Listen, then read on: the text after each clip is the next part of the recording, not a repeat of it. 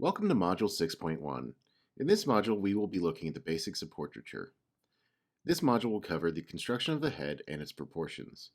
We will also explore how to model features and render skin tones in paint. Before we begin, we have to realize that the face is not a flat mask. The face is a three-dimensional part of the head and therefore can be described in planes. Understanding these planes will help you group shadows, and by utilizing your knowledge of anatomy of a shadow, you can create portraits with dimension. As beginning portrait painters, it's best to start with a grid method before you start checking your proportions with other methods. To use the grid method, you need to have a ruler, a paper copy of your reference image, and a pencil to draw the lines on the image. The important thing to remember when drawing the grids is they must have a 1-to-1 ratio. This is very important, otherwise your drawing will be distorted. Basically, a 1-to-1 ratio means that you will have the exact same number of lines on your canvas as you will have on your reference photo. In both cases, the lines must be equally spaced apart in perfect squares. This method will allow you to draw each individual square and follow it as a template. This will also help you get to the painting stage much faster. For example, I drew this quick portrait in less than 5 minutes using just the grid method. By counting your lines and going square by square, you will achieve a fairly accurate reproduction of your reference photo. If you prefer drawing from observation, it's important to know how to break down the structure of the face. Even if you use the grid method, you will want to double check your accuracy and adjust your proportions accordingly. We will be looking at a step-by-step how-to on how to construct the head. While fairly universal, these breakdowns were inspired by Michael Hampton. I've posted a short excerpt of his book in the module portal for further reference when drawing the face. Frontal view is when your subject is looking at the viewer head-on with their face parallel to the picture plane. To explore this breakdown and proportions of the head and face, let's use Michelangelo's David as a template. We can see his features are roughly symmetrical when seen frontally. This symmetry will be our key going forward. The head is formed by starting with a circle. We'll indicate the brow line with a horizontal line, and then we'll indicate where the center of the face is with a vertical line. Then we'll take the center line down 1/2 the length of the circle. It will be 1/3 of your total area and mark the base of your chin. To make the jawline, you'll extend lines from the sides of the circle, and then taper down towards the chin according to your model. The chin's width as well will be determined by the face of your sitter, as all faces vary slightly. Now that we have our head laid out, we can start to add the features. The face can be divided as shown here. The eyes are in the middle of the face. The nose is halfway between the eye and chin, and the mouth is located halfway between the nose and chin. You can separate the side planes of the head by finding the jawline. Connect that with the temple to find your side planes. The cheekbones of your sitter will cause some fluctuation in these shapes. I've broken the face down into a few simple planes, such as those in the eye sockets and the plane below the nose. You can break the face down further into more planes, but this basic build shows how the face acts as a three-dimensional object. By understanding it as three-dimensional, you can use your knowledge of shadow structures and anatomy to create the illusion of depth in your portrait. If you find yourself struggling with proportions, you can use certain landmarks of the face to measure out the length and width of your subject. Here we can see the height of the head is roughly 7 eyes tall, while the width of the face is roughly 5 eyes wide. The subject's eyes are roughly about 1 whole eye apart. If you ever find yourself lost like this, try to find landmarks of your own to make sense of the proportions of the face. Profile is when the side plane of the head is facing the picture plane and the viewer. It's one of the easier poses, but one of the least interesting. However, it being easier doesn't mean there aren't pitfalls when tackling this pose. Many beginners paint heads in profile as if they are cylinders. However, note the skull gives the head some dimension. To create the head in profile, we'll follow 5 easy steps. Like frontal view, we'll start with a circle. We've been using a circle because it represents the cranial circle of the skull. We'll then find the brow ridge. This will indicate the angle of the head's tilt. We'll then find the proportions for our jawline. It's still 1/3 of the total of the face and 1/2 the length of the circle.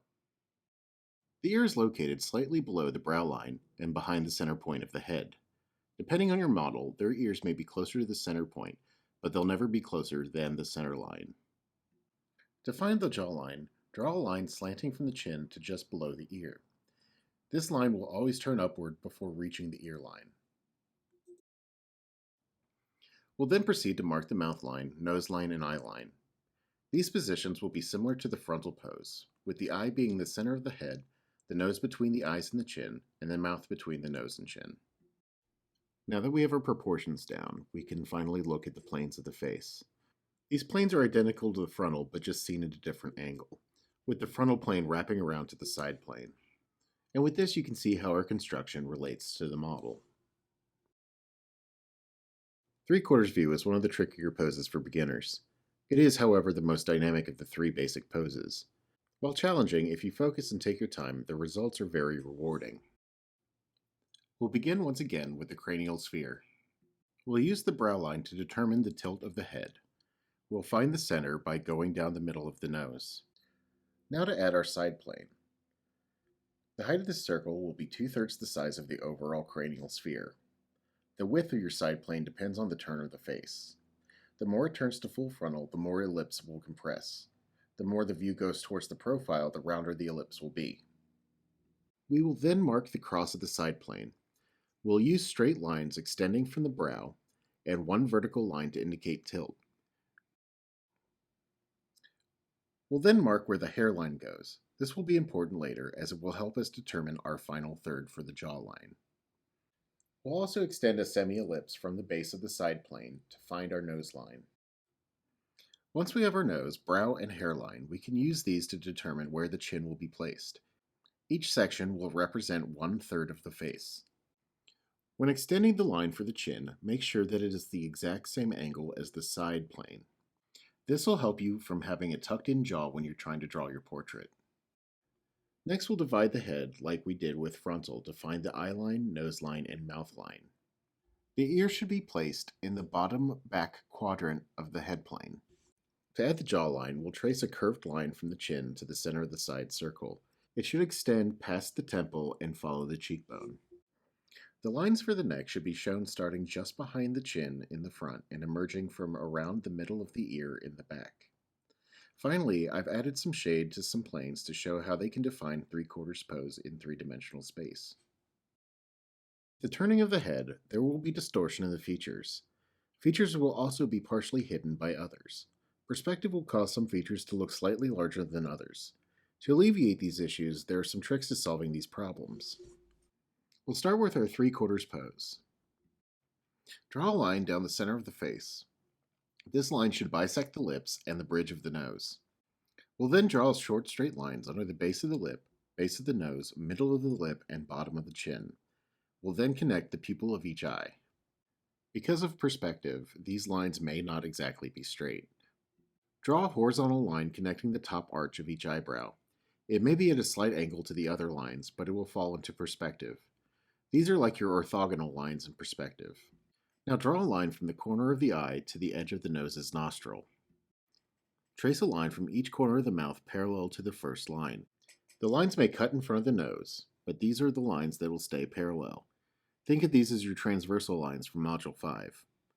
With this grid, you should be able to see how paired features may recede into the background, while others will stay in the same position. Noses are deceptively difficult, but once you understand the form, they can become much easier to handle. Noses are the most prominent and individually varied feature of the face. There's no one way to draw a nose. However, there are some ways to break down the shapes to create a more naturalistic nose. The upper bridge is bonier and narrower, while the base of the nose, or tip or bulb, is fleshier and wider. The bulb tends to have an upward slant, while the nostrils tend to slant downward. With these basic features in mind, we can continue to break down the nose. The nose can be reduced to two three-dimensional wedges, the long lower wedge from the tip of the nose to the bridge and the little wider wedge above that. These two wedges exist in perspective and will change according to pose, but the overall shape will remain the same. With these two wedges, the shadow structure is similar to that of a cylinder. Typically, the bridge and the top bulb are where the highlight and halftones occur. The sides and top of the brow tend to be in the shadow. Below the bulb and the nostrils tends to be where the occlusion shadow and cast shadows are. This is not a formula, but an example. Depending on the lighting, your image will be different. In profile, the shape of the nose changes drastically, and it's more clearly defined. The nostrils become more prominent and help define the shape of the rest of the feature. In this case, break the nose down into basic shapes, trying to keep it simple. To keep your nose from looking weird, work the entire face at once. Here I have my base skin tone, and I'm putting down a bit of highlight on top of that. It's still my mid-tone, so it's not going too light. I'm pushing the form further by darkening the shadows under the tip and on the sides of the nose. I don't want to use a uniform value around the nose because it will flatten the form. I want to create a suggestion of the nose without over-describing it. I want to give my nose volume by pushing the dimensionality and building up the lighter paint on the bridge and the bulb of the nose. Adding highlights will give it greater contrast around the bridge and bulb. Casting shadows will provide even more contrast, and the nose will appear to protrude from the face, giving the overall face a sense of dimensionality. The mouth's form can shift as it is the most elastic of the features, but you can identify certain landmarks to help you with your accuracy. The lower and upper lips can be divided into 3 parts each. The upper lip is generally more angular, and the lower lip is more curved. Keep in mind, the upper lip generally projects over the bottom lip and will cast a shadow onto it. Lips also aren't just shapes sitting on the face. They have volume and blend into the mouth's form and surrounding area. Notice this image where the lips slightly project into the background.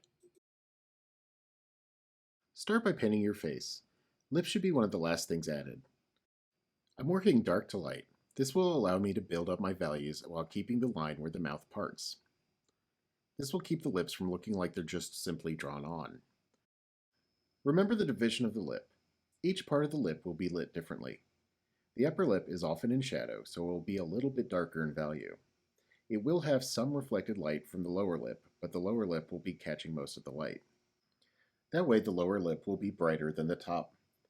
Make sure to blend your lip into the rest of the face. This will keep your lips from looking like they're not just sitting on top of the face, but rather part of the structure. I'm keeping my colors saturated until I get to the edge of the mouth, where I desaturate them slightly. Here I am just adding just a little bit of the reflected light from the bottom lip onto the top. This will give the lip a bit more form. I'm continuing by adding just a little bit more dark to the bottom of the lip to give it some three-dimensionality. I'm finishing by adding just a little bit of highlight to the lip. Remember, texture and highlight should always be the final part of any painting.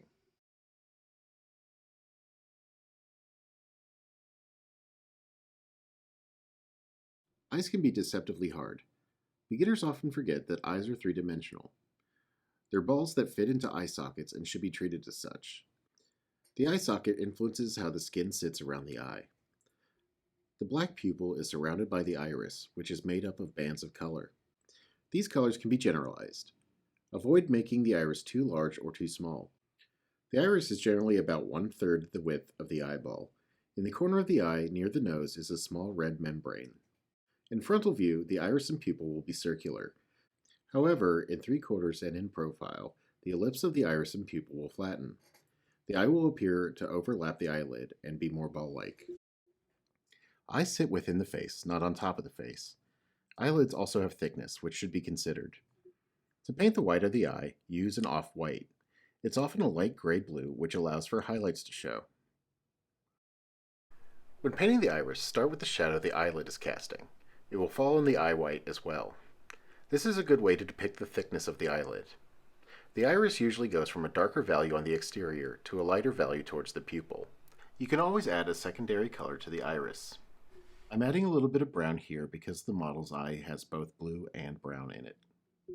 Eyelashes should be the last step and are best treated by using generalized shapes to depict. Loose flicking of your brush will give the slight hint of eyelashes. I'm going to finish up by adding just a little more definition to the iris, a little more volume to the eye, and just a little bit of highlight to the interior of the eyelid. To finish up, I'll add just a little bit of highlight to the eyeball to make it look wet, and then add my pupil. Finally, start working on your eyebrows. Eyebrows, like eyelashes, are best done with a generalized shape and a few flicks of your brush. Ears can seem tricky at first, but if you break them down, they can be fairly easy. To get an accurate ear from profile or 3/4, look at basic shapes to construct your form. Work general to specific. Shape the ear with lopsided coffin shape. The top line should be slightly wider than the bottom line. Then draw curves around the edges of the lines to cut into the form. The bumps and curves of the inner part of the ear should roughly follow the outer lobe. The second curve should come out of the first one and have a tear-shaped bottom. Then find smaller forms within the ear. Shade accordingly and add color. As your pose moves towards frontal or more three-quarters, the ear will get smaller and the inner ridges will poke out of the form. Most skin colors are made from a limited palette. By changing the proportions of each color within the palette, you'll be able to achieve a naturalistic tone. Using 9 different hues in different proportions, you will be able to mix every skin tone. You won't always need all 9. Most of the time you'll only need 3. The core 3 hues are burnt sienna, yellow ochre, and burnt umber. These mixes will of course change based on the skin tone you are trying to achieve. Some skin tones have a bit more yellow, or a bit more red, or a bit more blue to them. You'll want these on your palette anyway, because a good way to darken a skin tone is to use its complement. With fair skin tones, you'll want to start with a light base. Bases are usually yellow ochre or raw sienna with burnt sienna and white. These are your earth tone yellows and reds. This palette consists of yellow ochre, raw sienna, and titanium white. You can punch up certain tones by adding a bit of cadmium red and cadmium yellows. For slight shadows, use complements. Small amounts of blues or greens will take the saturations down and darken the hues. For darker shadows, mixes of burnt sienna and manganese blue hue or ultramarine blue can work well. This painting by Soy Milk shows a person with lighter complexion. Even with a lighter skin tone, the colors used range from a light ochre white to a deep red brown. Some of the cool shadows in this image are of blue hues. These blue hues are the complement to the main color and punch up the skin tone. This helps create visual interest and a more dynamic palette. For so-called medium skin tones, you will want to use a similar palette to the fair skin tones, but with less white and more burnt sienna. This isn't always a rule of thumb. Someone with, say, an olive complexion would want to use more yellow ochre, rather than relying on burnt sienna. The mix for this palette is yellow ochre, burnt sienna, cadmium red medium. Tints are the main mix with white. Shades are the base mix with raw umber or burnt umber, ultramarine blue, and white. Primary hues can be used to punch up the reds and the blues. This painting by Amelia Cruz shows a limited palette as such. However, a keen eye might notice that there is a little bit of green within the core shadows. Again, there's no one way to paint a skin tone. However, most darker skin tones tend to be based around browns, most often burnt umber. However, simply applying just burnt umber can flatten your subject. Small amounts of reds, whites, yellows, blues, purples, and greens can be added to add color variation. Often you'll find yourself having to mix different palettes to achieve a broader effect. Here the artist Kehinde Wiley used 2 different palettes to achieve this skin tone. Palette 1 is comprised of cadmium red light, yellow ochre, and titanium white. Palette 2 is made up of raw umber, burnt sienna, and titanium white. Always try to look for the undertones of the skin tones you're trying to produce.